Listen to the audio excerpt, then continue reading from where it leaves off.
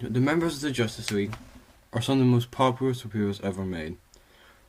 But if you're going to be as popular as Superman, then you're bound to have some versions of you that were written well and also poorly. So in today's video, we'll be discussing how to and how not to write the most famous members, as well as which version we think did the best and what actor would be the best to play them. Starting off with the league's strongest member, Superman is one of the most popular, if not the most popular, member of the Justice League.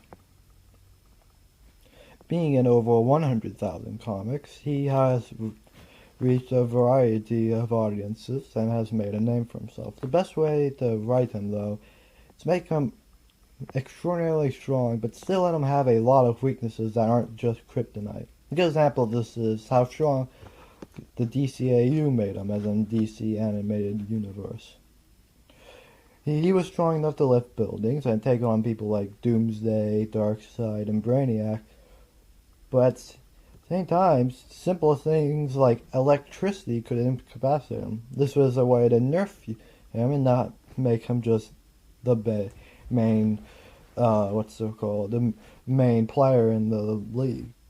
Example of this that made Superman so overpowered that it makes it bland and uninteresting is the DCEU. Zack Snyder made Superman so overpowered that nothing can really stand against him except for, well, another Kryptonian. This was fine for Superman's standalone film because he was the only one in the movie, but this really hurt the Justice League film and Batman v Superman because he should have been able to wipe out his enemies and just wipe the floor with everyone on screen. It made it feel like the rest of the league was also useless and were only there for show and to get the audience that liked them, fans. In the animated universe, however, he could be thrown off balance by a simple thing like a judo throw. Yeah, that actually happened in his own show too. However, in the Snyderverse, you could probably unload a minigun, hit him with a bazooka and a missile, and he could walk out like nothing happened and still keep moving. Hell, drop a meteor on him. He'll probably be fine. This made his scenes feel like they had no stakes, which is one of the worst possible moves when you're writing a movie, since the viewer has no reason to get invested in what's really going on. Another tip for Superman is make him represent the morals that people should follow. Don't let him represent what society actually is, like the DCU. In those live-action films, that told the tale of a darker Superman, a Superman molded by the current-day social values. He wasn't the good old Boy Scout that we know today. And if you're going to have an evil Superman like this, then your canon needs to be built around it. It should be the universe should be built around the idea that he is evil, not just, oh yeah, he's evil, oh yeah, he's bad. So what? It shouldn't be like that. If it's not built around this, then the audience won't gain the feeling that it's important to the script. Because let's just be honest, it probably isn't important to the writers, given that they are making it seem like it is. In terms of politics, you could have them represent refugees and the kind of trouble that happens when someone is forced to find it and make a new home that is far away from anything they can recognize. You don't have to do this, and to be honest, you probably shouldn't, but it's still an option you can go for if you want to do something political and get to go to that demographic. Now, the best version of this, and I think is honestly the DC Animated Universe. He checks all the boxes of a good Superman. He's nerfed to one of which Batman can hold his own against him. But he's good enough. But he represents good morals, and he's strong enough to still hold his own in a fight. And I think Henry Cavill was probably perfect for the role. He played him well. Well, he had the build for him, and he seemed bring to the role what they needed. And it's unfortunate that that when restarting that universe, they decided to fire him because he was a good actor. He just was given a good actor with a bad script. Wonder Woman is an interesting character, probably the most famous female comic book character to date. But like Superman, she's had her ups and downs. In my opinion, Wonder Woman is the perfect character to spread the message for gender equality, if done right. If done right, it can be a gateway for possibility. But that's where the problem lies. They haven't been doing it right. Most current day Wonder Woman versions have either made her an outright monster like Injustice did, or it makes her an epic girl boss like the DCU did. So unfortunately, I will have to rely on the DCAU again as a source for how to do things right. The DCAU made her strong as she should be, but has people like Superman, people from Alien Planet who are much stronger than her, and then the DCAU also made her smart, but there are also characters like Batman who are smarter than her. She's very smart and very strong, but she's not the strongest or the smartest, which isn't something the DCEU followed suit with. At times Wonder Woman is smarter than Bruce, especially in the Flash film. God damn, that film sucked. We're not gonna make a video on that, but yeah. DCAU is the universe that made her strong and smart enough to represent what girls should try to aspire to be, but isn't so strong that girls think that's a bizarre expectation. Another piece of advice that I have is to make sure that once she leaves her island, she never comes back unless there's a really good reason. This is something that Warverse didn't do. In Warverse, she seemingly returns in the regular. Again, this is where the DCAU excels, and one of the few things the DCAU got right. In the DCAU, she only returns a couple times, and every time it's because Ares is invading, or she's homesick for like 10 years. So let's review.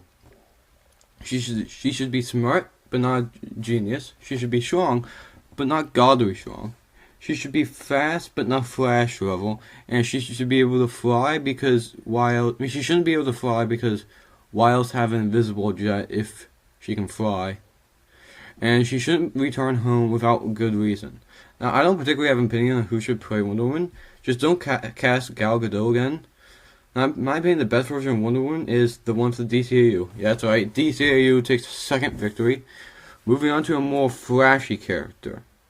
And yes, that means it's time for the Flash. The Flash is an interesting character because the very idea of a character with super speed has a lot of potential to go in so many places that many versions don't take advantage of. The main example of not taking advantage of super speed in a show is with the CW Flash show. If you want a really in-depth reason as to why this is, then watch these videos posted by Madvocate. But in order for someone to stand a real chance against someone like the Flash, basically what he's saying is that they too have to have super speed. That's why villains like Captain Cold or Captain Boomerang or any other captains don't work as Flash villains. Flash is one of the few characters that requires a mirror match in order to have an entertaining fight. So what I suggest is that you make the main villain either Savitar, Zoom, or Reverse Flash. I think that in order to write an entertaining Flash, then like Clark, he has to represent good intentions and should never ever be played by Ezra Miller. Never cast this man in anything. The Flash is someone I don't have too much to say about. Just don't make him too fast and don't give him too many OP abilities. I think the best actor for the Flash has to be Grant Gustin. I would say that Grant Gustin has the best version of Flash, but there's so many plot holes in CW that I can't say that in good faith. So in terms of which version is the best, I'm going to say that DCAU gets the third win. But when it comes to who played him the best, Grant Gustin just feels like a real-life version of Barry Allen. And that's what we kind of want out of these superhero alternate identities. So yeah. Martian Manhunter. He's an interesting one. And he hasn't gotten that much media attention outside of the Justice League animated series. Therefore, he's been pushed into like a little weird corner. The only time that he's only gotten decent coverage in DCAU, and that's decent. Yeah, we realize that we keep referring to DCAU a lot, but it's a good reference point because they have good characters. But if you decide that you want to have a new universe, don't make him a main character. And don't give him his own solo film because I can assure you, not enough people will care, and that will bomb. He hasn't been in enough media, so not that many people will get hyped. Like, there's not that many diehard fans of Martian Manhunter. There's a reason why he was a DLC character in Injustice 1. Instead, write him as more of a side character, introduce him in like a Superman film, and make him more of a sidekick. Doing this lets him be in it, but not steal the show. Honestly, I don't really know how you would get someone to play him. It's most likely he'd be but honestly, due to how today's world works, he's probably gonna be CGI and voice acted. At that point, you might as well hire someone from Invincible.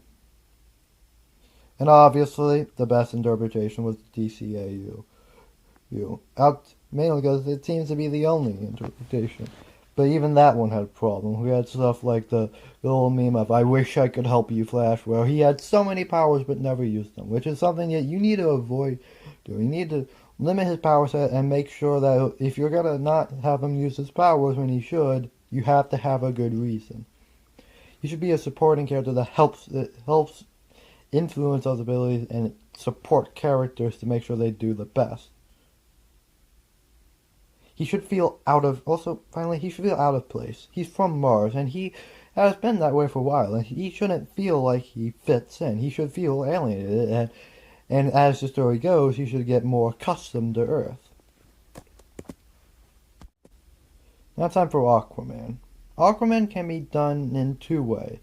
The first way is to make him feel more in touch with the surface itself and less with the Atlantean side. If you want to do this, then you might will want to make him less serious and more funny, like Jason Momoa version. If you want to go with this strategy, then you should aim to have character arcs that end up with him being more connected and getting to learn his heritage more. This could be interesting, but I advise the other strategy, which is to have him more in tune with his Atlantean side and be more concerned with how Atlantis is and therefore more serious. This could be done in many ways, but it also could cause him to be at ends with Justice League, like in Injustice and in the DC animated universe. Make him only do things if it helps Atlantis. And if being honest, the best actor for him was Jason Momoa, at least for the silly side. He gave off that bro energy, cool guy doing cool things. It was so good. It was a good casting. Unfortunately, he was just playing a bad role. He was wasted in the Cyberverse. Problem is, he's too silly, so that probably wouldn't work.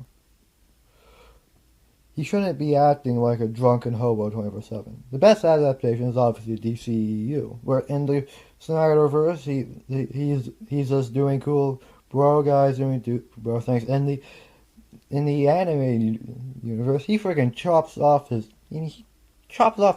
own hand to save his child. Lots of good stuff happened in that universe, and it's very much a standout appearance for him. It's no wonder why it's the best version of him. Cyborg is going to be an interesting one, since he isn't really in the DCAU, so we don't have an obvious iteration to draw off of, unfortunately. If you're deciding to write Cyborg, then you should write his origins, because that's where most of his potential lies. He should be a human who does a lot of school at his school and in his community, only to have those opportunities taken away from him by the process that saves his life. He should be horrified and afraid of the machine that he's become, even questioning whether he should keep living. Throughout half of his origin story, he views himself as a monster who can't be a part of society anymore. But during the midpoint, he realizes how much good he can do with his new abilities. Suddenly, he sees his powers as gifts that can save lives. If you want to, you can even have him represent people with prosthetics for political messaging if you want to go for political messaging. His story should be inspiring. Throughout his first outing, there should be moments dedicated to showing that he's still figuring everything out and isn't experienced with his tech. This allows you to not only nerf him and make sure he's not dominating fight season, but it also makes sure that when he does figure stuff out, it's a lot more satisfying than when it's just him already discovered everything. The best iteration of Cyborg is either Justice League War or the original live-action Justice League movie. This is because we get what we just mentioned in both versions. He's portrayed as a person who's horrified at the machine he's become, but he eventually realizes how much good he can do with his powers. He also has trouble controlling his abilities. There's good interactions with characters, and he's unfortunately got a lot worse in the Snyder Cut. If you want more on that, then watch Mauler's video. It's very good. It just details why most, if not everything, got worse in the Snyder Cut. Green Lantern. Green Lantern may be the most special character in the entire Justice League as a concept. That means the man with a ring that can conjure up anything he imagines, making him near perfect for any video game, especially fighting games like Injustice 1 and 2. But there's been very little recent media coverage of this man outside of video games because Ryan Reynolds, his standalone film, was so bad that Warner Brothers hasn't been willing to take any risks with Hal Jordan. And most of the times that Green Lantern appears on screen, it's in screen now is in the form of John Stewart. I'm not saying that's bad. He can be written well, and I just want to see more from Hal Jordan instead. The only time they took risks with him was during Injustice, which is a great game series, by the way. Highly recommend. But John Stewart, to me, represents everything I like about Green Lantern. Green Lantern of Hal Jordan, except gone. All the charm and banter and personality from Hal Jordan is gone from John Stewart. He's not funny. He's not charming. All the funny jokes are exchanged for a serious counterpart. A man with a ring that can make anything the mind imagines is better on Hal's hand. A funnier mind, meaning the creations can be more goofy, wonky, more appealing to the eye. The reason that John Stewart works was because that usually contrasted his seriousness with the Flash. But during Justice League War, Hal Jordan stood out from the rest of the Justice League because he acted like the audience. He would ask the questions that the viewers were thinking. He was the movie's ability to make fun of having a character who dressed up as a bat, who tried to get taken seriously. He was what Kano was in the most recent Mortal Kombat film. The light-hearted, happy character is the ideal way to write this character. And it's one would say, if you want to have a Green Lantern, it has to be Hal Jordan, not John Stewart or Kyle Rayner and goddamn, do not have Guy Gardner. You can have him as a side character, but do not have him as your main Green Lantern. My next piece of advice is about his oath, about Green Lantern's right. There's only one time where this oath has really worked for me and resonated, and that was in Injustice 2, when Atrocitus tried to convert him into a Red Lantern. The conditions were very specific, where it needs to seem like Green Lantern is in a physical state of near death or restraint. Second, you need to be close to changing everything about himself. A red ring does just that. He's no longer about will, he's about rage. You do this, and it'll work. It shouldn't be used to get out of any tricky situation like it is in the Green Lantern film, but only in situations as dire as having your ring and affiliation be changed. Next, he can't just accept the new life he has once he gets the ring and is on Oa. Instead, he needs to start off denying the ring and trying to go back to his normal life, only to be shown why he can't. He also needs to have specific moments before he has a ring that shows heavy willpower, because if he doesn't have signs of heavy willpower, it doesn't make sense for him to have the ring be given to him. I also think that he should be tempted by the yellow ring or any other ring. He should have temptations, but yeah. This is my advice for Green Lantern writing. There's tons of other stuff we could say about Green Lantern. Now, who do we think is the best actor? I'm gonna say Nathan Fillion. Yeah, for Hal Jordan, it has to be Nathan Fillion, and I'm kind of angry that James Gunn is making him Guy Gardner instead. And also, here's the thing, fun fact. So, I actually guessed that he was gonna be Guy Gardner. So, yeah. So, anyways, I think now moving on to which one is the best adaptation of Green Lantern. I'm gonna go with the DCAU. No, I'm kidding. No. We're finally gonna end this trend. It's time to say something that isn't the DCAU. Because in my opinion, Injustice 2 has the greatest adaptation of Green Lantern. Injustice has amazing characters, and Green Lantern is just one little piece of icing on that cake. And the way he tries to redeem himself for his betrayal to the Guardians is perfect. I know I said before that Superman is one of the most popular superheroes. One of the most. And there's also arguments that Spider-Man is one of the most, but there is no doubt in any way that Batman is the single most popular superhero, having the most comics, the most video games, movies, and TV show adaptation to date, and rightfully so. He's got more crossovers than any other member of the League. Like, for example, Batman vs. Ninja Turtles. I even go as far as to say that he has the best superhero adaptations of all time, that it's become so complex that he could probably become his own. We all probably can make our own video on this character. We intend to give him his own video later on, but right now we do need and want to talk about how to write him generally. On the surface, he seems like one of the most generic, basic characters, having no special powers that make him unique. But this is the very thing that seems to make him be so loved and so unique, since he has no powers. Good writers of Batman make us that he uses his brains and his sheer dedication to get out of situations, and he represents the peak of what any one man can become. He's like Stryker from Mortal Kombat. He's just a normal, I wouldn't exactly classify Batman as normal, but in terms of Superman and Green Lantern, he's just a normal guy in a world of gods.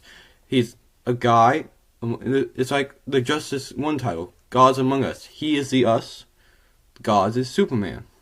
He seems like he should be useless to the League.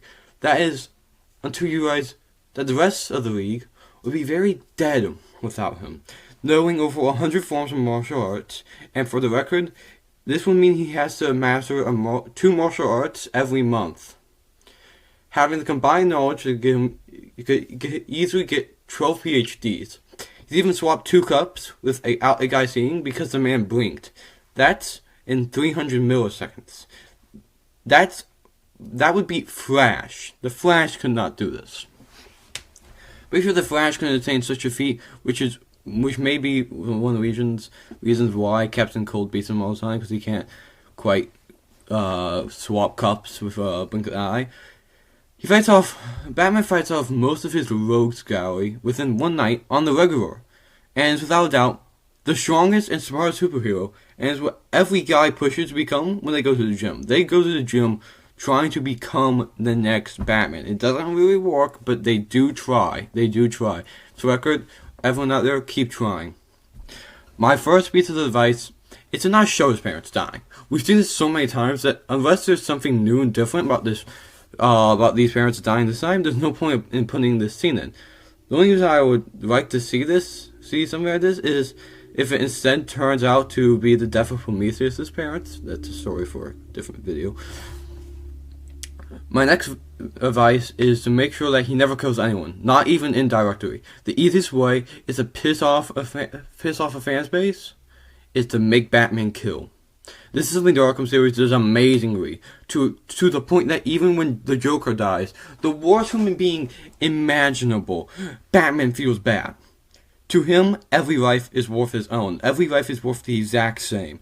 That includes the villains. The only way he can kill is if he is under some mind control, like Suicide Squad killed the Justice League.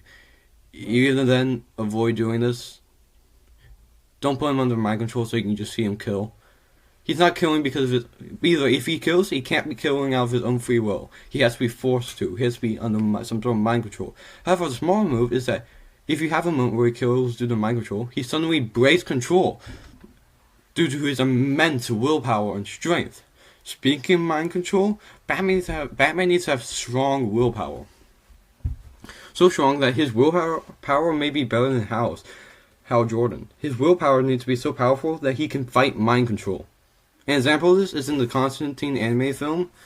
I don't remember what it's called, but it's where he gets... So in this film, he gets controlled by Boston Brand. But when Boston Brand controls him, he needs to grab... Boston Brand controls someone, he needs to grab he needs to, like, take control of them actively and use every fiber of his being and keep actively controlling them. So when he went to grab Batman's control, he was doing fine. Yeah, he mastered Batman for all of 3 seconds until Batman instantly regains control. Usually Boston Brand have an easy time mind controlling people, but Batman's just that strong that within that amount of time, Batman has control. Another word of advice is to have him be at peak performance. Like I said before, this man needs to be at peak performance at all times. Now, he needs to be at such a good performance that he can take on his entire rogues gallery in one night. The next piece of advice is about the Bat family. In my opinion, Batman needs a Robin.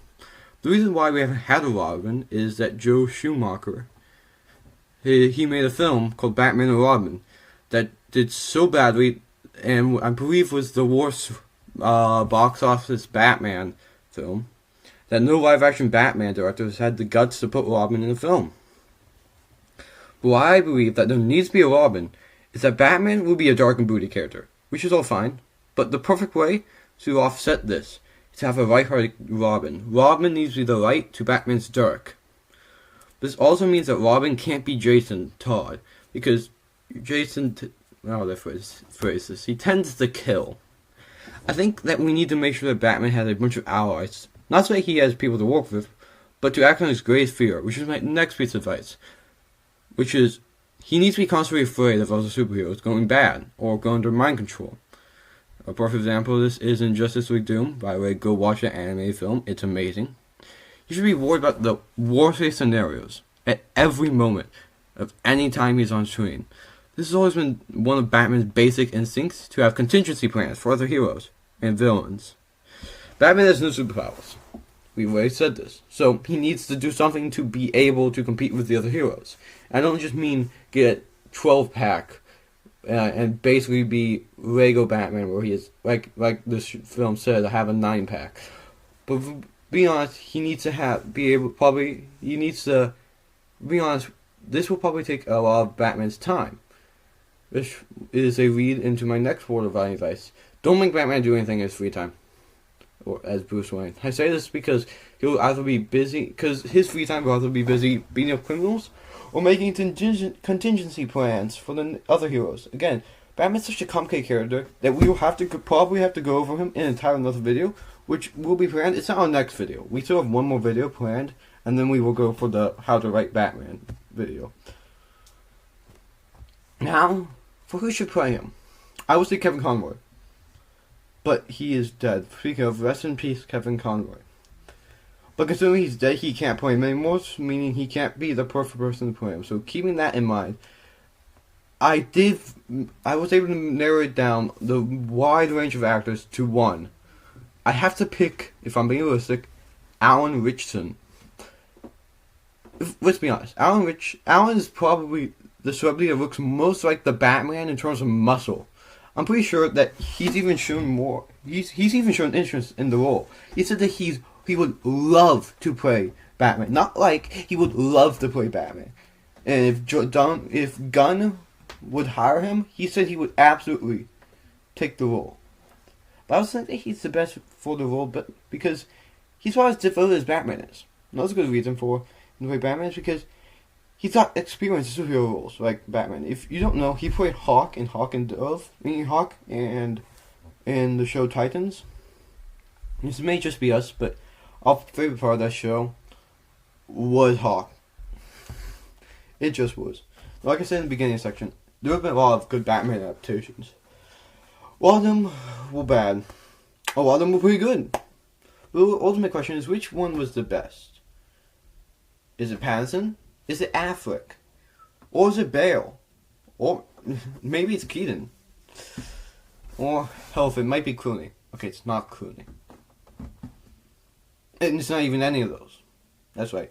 None of these are the best Batman.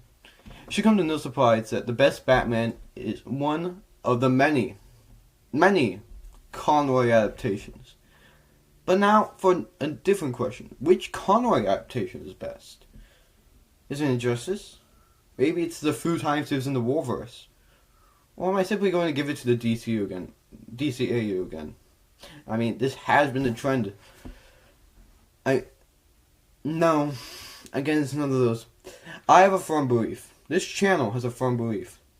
The greatest Batman adaptation, the greatest superhero adaptation in the history of the entirety of the internet, it's the Batman Arkham series. Of course, I'm not including Suicide Squad. I mean the real Arkham Batman. The Arkham Batman who spent hours devoting himself to an idea. The Arkham Batman who will get out of any situation because he planned ahead.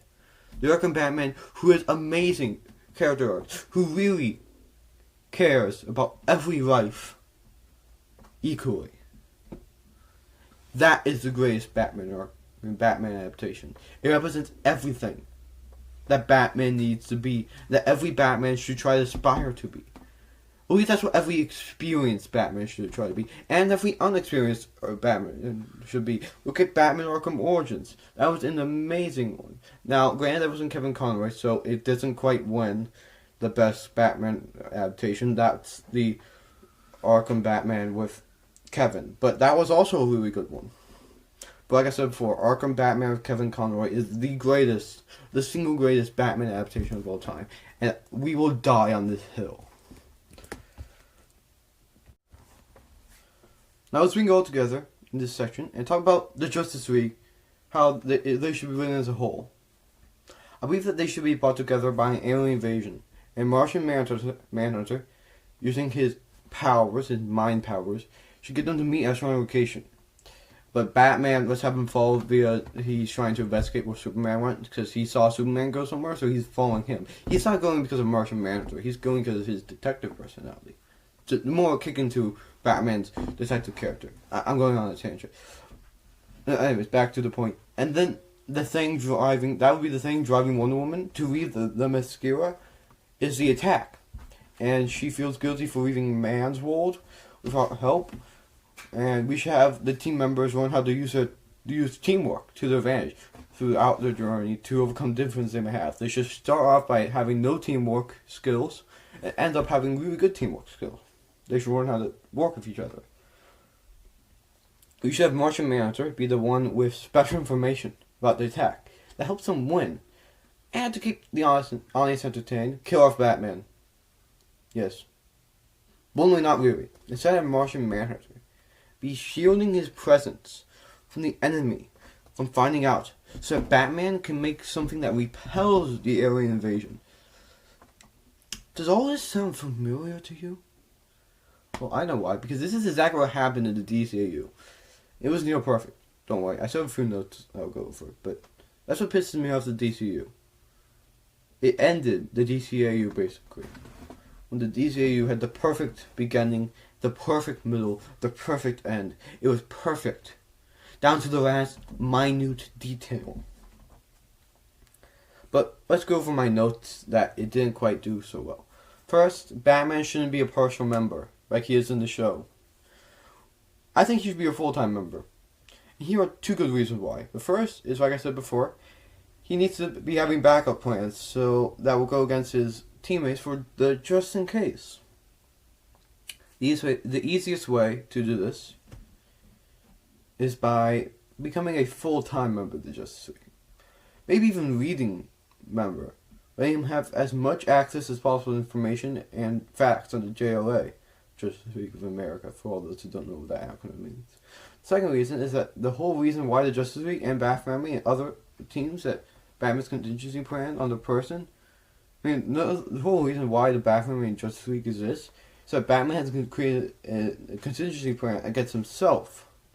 Because he realizes one thing, that the fact is that there needs to be a plan for the man who has contingency plans there isn't exactly any one plan that Batman has made for himself, because he can't be the one to make his plan against himself, because he'll spend a small portion of his brooding time deep inside his psyche. He won't realize it, figuring out a way around it. So instead, he's made teams that he's a core part of, so that they can take him down. That's the main purpose of the Justice League. Next word of advice is on the topic of the Justice League. Something the DCU did right, something the DCU did wrong. It's to not make the villain that brings them together have anything to do with Darkseid. Darkseid should be a villain for a later film. That includes all of his lackeys. So yes, that means I believe that Babyface Steppenwolf over here, yeah, that little prick, shouldn't be the first villain to fight the JLA. My third piece of advice, and final piece of advice, is to make sure that not all the Justice League survive the first film. My advice is to make it feel that the thing that brought the Justice League together actually had some impact. The easiest way to do this is to make sure that one of the League members has to die in order for humanity to win. Let me make this clear. It shouldn't be Batman, Superman, Flash, Wonder Woman, or Green Lantern. So basically the characters in Suicide Squad killed the Justice League shouldn't be killed. My opinion, if you're going to have any of them die, it would be Hawkgirl or Hawkman or Martian Manhunter. They act more like brutes, and they usually tend to kill Hawkman and Hawkgirl, according to them. Which should be a big problem for many members, considering many of them, like Batman, have no killing rules, so getting them out of the way would fix a bunch of writing issues. Well, that's it. If you enjoyed the video, and you want us to do one for Batman, but how to write him, how to truly write him, and the perfect and why Batman Arkham is so perfect, hit the like button. And subscribe if you find yourself coming back to this channel on the regular, or by the regular I mean when we post once a year. Anyways, thanks for watching, and that's all for now. Goodbye.